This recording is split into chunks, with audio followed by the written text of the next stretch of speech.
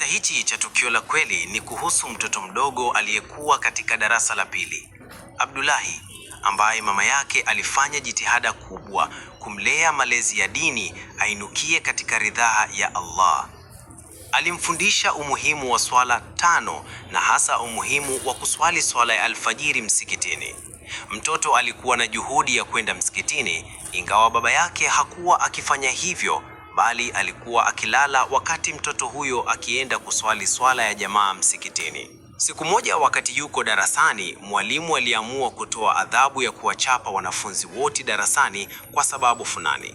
Akaanza kuwachapa wanafunzi mmoja mmoja hadi alipomfikia Abdullahi. Mwalimu akamwambia Abdullahi afungue mikono yake ili amchape kwa rula, mstari wa mita. Mjadala ulikuwa kama ifuatavyo: Mwalimu: fungua mikono yako ni kuchape. Abdullahi: hapana, huwezi kunipiga mimi. Mwalimu akaanza kuhamaki: fungua mikono yako Abdullahi, ni kuchape. Abdullahi: nakwambia huwezi kunipiga mimi. Mwalimu akapandisha sauti kwa ukali: husikii na kuambia fungua mikono yako ni kuchape?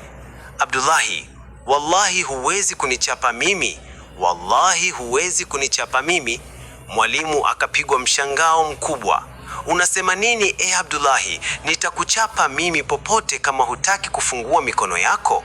Abdullahi: nimekuambia mwalimu kuwa huwezi kunichapa mimi, hebu jaribu kunichapa kama unataka. Mwalimu, hali hii ikamfanya mwalimu apigwe na bumbuazi asiweze kumchapa, na badala yake kutaka kujua kwanza sababu ya kusema hivyo. Kwa nini unasema hivyo Abdullahi?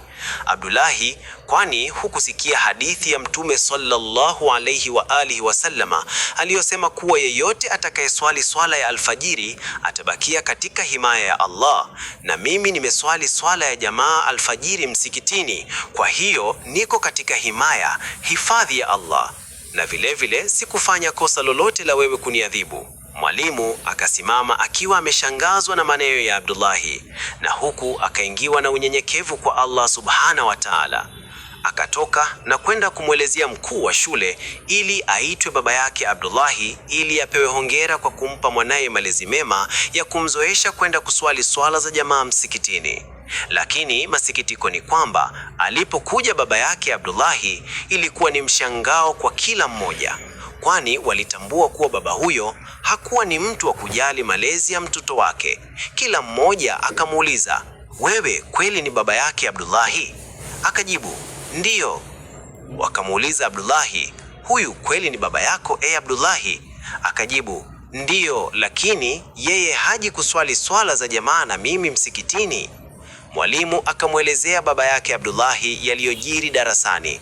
Baba yake Abdullahi akaguswa sana na kisa cha mwanawe, na ikawa ni sababu ya yeye kurudi kwa Allah subhana wa ta'ala, na tokea siku hiyo akawa ni mwenye kuswali swala zote za jamaa msikitini. Subhanallah, tazama jinsi gani swala inaweza kutuathiri sisi na kutufundisha kuwa tusimuogope mtu yoyote ila tumuogope Allah subhana wa ta'ala.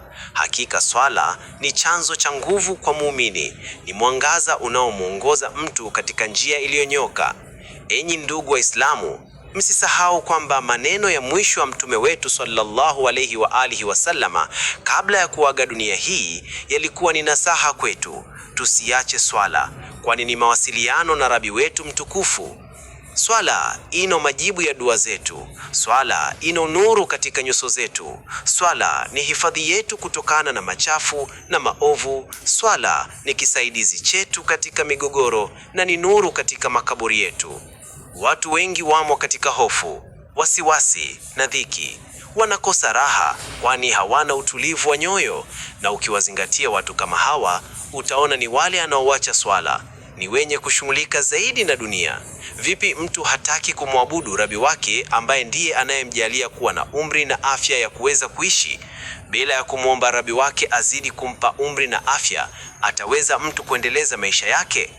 Utaona mtu anaweka kengele ya saa alfajiri kwa ajili ya kuwahi kazini na sio kwa ajili ya swala. Hivyo ameona kazi kwake ni bora kuliko kumwabudu Rabi wake ambaye akitaka anaweza amfanye asiwe na uwezo hata kwenda huko kazini kwa kumpa ugonjwa au maafa au mauti. Basi umezingatia hilo, Muislamu usiyeswali? Tukumbuke kuwa jambo la kwanza tutakaloulizwa siku ya Kiyama ni swala zetu. Ikiwa tumezitimiza zinavyopasa, basi mambo mengine yatakuwa salama. Kwa hiyo na tujitahidi kuzitimiza swala zetu na kuwakumbusha na kuwahimiza watoto wetu, ndugu zetu, jamaa zetu wote katika familia na ndugu zetu Waislamu umuhimu wa swala. Wabillahi taufik. Wassalamu alaikum wa rahmatullahi wa barakatuh.